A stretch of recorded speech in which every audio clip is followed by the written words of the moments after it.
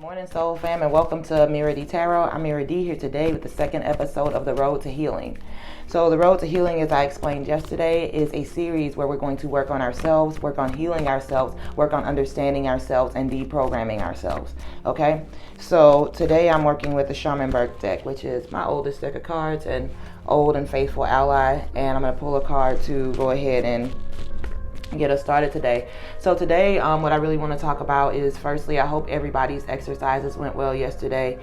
Just remember in this whole journey that there isn't any right or wrong, and that we are just learning about ourselves. And it's important to allow those thoughts and those things that we recognize to boil up, no matter how shameful or painful they may feel, so that we can go ahead and start to change those things, so that we can start to recognize.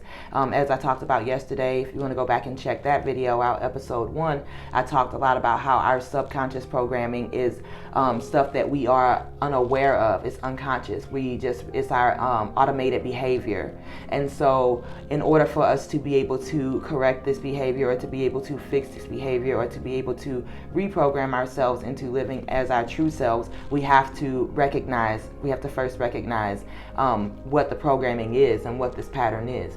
Now, the other thing is that we will spend a lifetime undoing our patterns and recognizing our patterns. So we need to understand too that this whole thing is an endless journey. Life is constantly unfolding. There's no place that you're supposed to be right now, where you are is where you are, and that's just something that we're learning about as well. Is where you are is where you are, and accepting where you are first and foremost is the biggest thing, because in our world, in our society, the way we've been taught is to repress the things that seem to put shame around, and to repress the things that aren't normally accepted by society, to repress the parts of ourselves that someone in our past has told us was annoying, or wasn't right, or wasn't funny, or whatever the case may be, or wasn't worthy. That's a really big one, because understanding the way that we were programmed in this world is we were told that babies are born into this world blank slates, and that we have to turn them into something. We have to mold them and fix them and make them become something. However, I'm sure that anybody who has kids, or anybody who has ever been around kids, notice that all children come into this world with so many different personalities, even from birth. They have their own little likes and dislikes, their own little quirks, their own little sleeping habits, they have their own little ways to fall asleep, things like that. And so understanding that babies don't come into this world as blank slates, despite what we've been told. And with that mentality though, what happens is our families, the people around us, start to cut little pieces of us off to try to get us to fit into a box and into a mold. So for instance, one of the things is you may learn that something is wrong with you because say you like to do one thing. I don't know, you like to play in the dirt as a kid, and every time you play in the dirt you get reprimanded, and when you get reprimanded you eventually develop this idea that playing in the dirt is a wrong thing, and so you create yourself an aversion to the dirt, or you still love to play in the dirt, but then you stay away from it because you've been trained to believe that that playing in the dirt is something that is negative. However, when you break that whole mentality down, what it comes down to is your parents don't want to have to clean you up. Your parents might not like the dirt. It comes down to what your parents it comes down to fitting into their world, what's convenient for them, and rather than acknowledging and allowing you to be who you are and nurturing that, And so, and again, like I said, it's not the fault of anybody per se, because we were all, it doesn't matter what race we are black, white, Asian, Indian, Native American, Hispanic, it doesn't matter. We were all born into this world to be programmed. And we're born into this world to be a program because we're here to fit into a part of the system. So today I want to go ahead and pull a card to go ahead and give us some guidance on this whole thing. I can't express how important it is to each and every one of us to get back to who we truly are.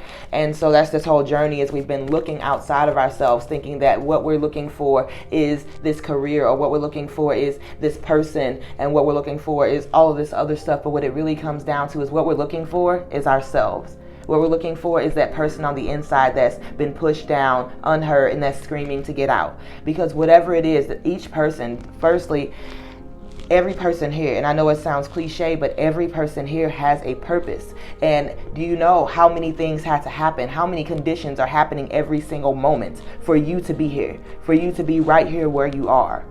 Like, there's synapses firing off in your brain. There's oxygen being made for you. There's processes, chemical processes happening in your body, mental processes happening. There is so much right here that is keeping you alive. Take a second and absorb that for a second. Like, there is so much here that is keeping you alive at this moment. That, like, you're not here by mistake, is what I'm saying. And so don't ever let anybody tell you that, and what it is that you have, we absolutely need in this world. The gift that you were brought here to give, that's why you are here. The gift that you were brought here to give, we absolutely need in this world. You're going to be a part of the healing. We all are a part of the healing of this planet, of this earth. Spirituality has been pushed way out into the bounds and stuff, and it's not. We're all spiritual. I say spirit is the practice. Spirit is who you are, and ritual is the practice of is a practice, and so spirituality is a practice of who you are. So that's what we're getting to. Today's card I'm going to pull is the Six of Wands. So also today, so what I'm looking at today with the Six of Wands is about public recognition.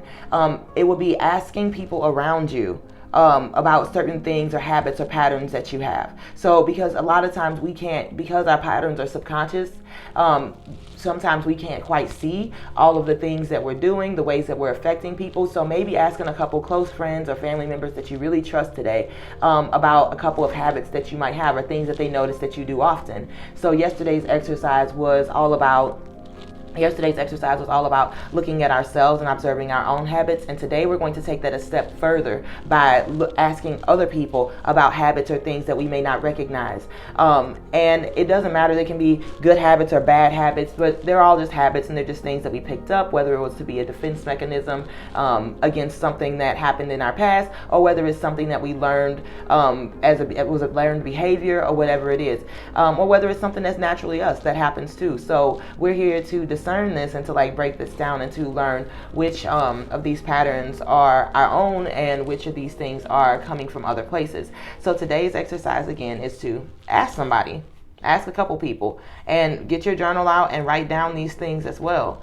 And so we're just going to take this one step at a time. And I want you to also, every day, your exercise is acceptance. Every single day that you tune into this, or every single day that you walk this earth, I want you to work on becoming aware of accepting yourself right where you are. There is no destination truly with this, because you'll find that once you do the work and you start to step into yourself and you start to move forward, as soon as you accomplish something, there will be more to accomplish. But the way that this gets easier is that once you start to do the work, you get to understand that even though things are difficult, that the other side looks amazing. You get to see, because you've seen time and time again what the result of doing the work is. And so every time you go through something, it becomes easier, because now you know that this difficult road is leading to a bigger spurt of growth.